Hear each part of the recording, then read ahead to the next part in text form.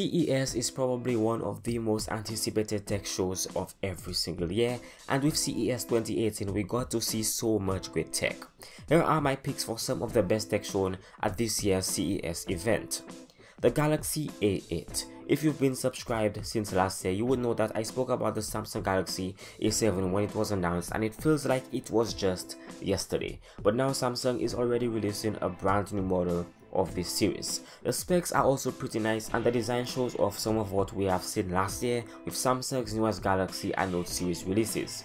The A8 is equipped with Samsung's latest 2.4 GHz octa-core Exynos 7885 processor, complete with 4 GB of RAM and 32 GB of expandable storage. As for the camera, you will find a 16 megapixel f1.7 snapper on the back, while the front includes dual 16 and 8 megapixel f1.9 cameras. We also got to see the new HTC Vive Pro. It seems like everything is getting a Pro edition these days.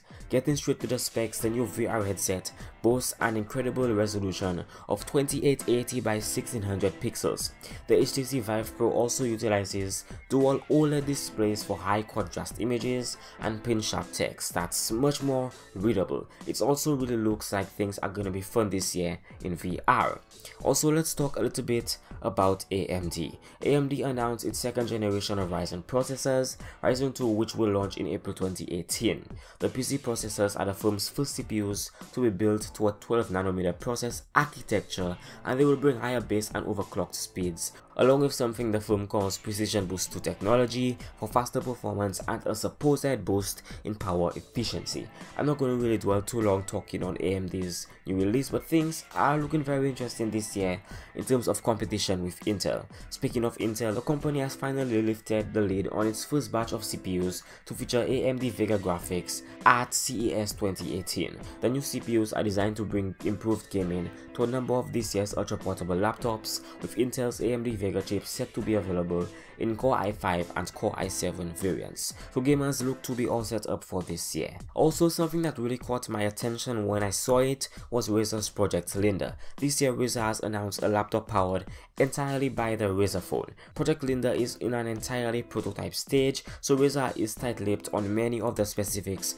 around Project Linda's internals, but what is known is that the laptop rig has enough battery to fully charge the Razer phone 3 times over, and it should last you nearly all day if used like a laptop.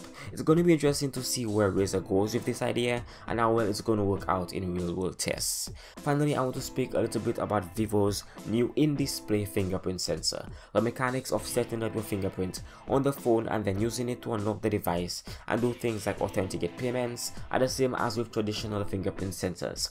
Vivo is using a newly announced Synaptics optical sensor, which has been in development for many years. It works by peering through the gaps between the pixels in an OLED display and scanning your uniquely patterned epidermis. LCDs would not work like this because of the need for a backlight. This is likely the tech that Synaptics and Samsung were collaborating on for the Galaxy S8 for last year, right up until it became apparent that it would not be ready in time for the phone's actual release. Things are a bit different now, as Vivo is close to announcing this as yet unnamed phone properly, and Synaptics is already in mass production with the so-called Clear ID sensor, so we can expect such implementation in upcoming Samsung and Apple devices in 2018.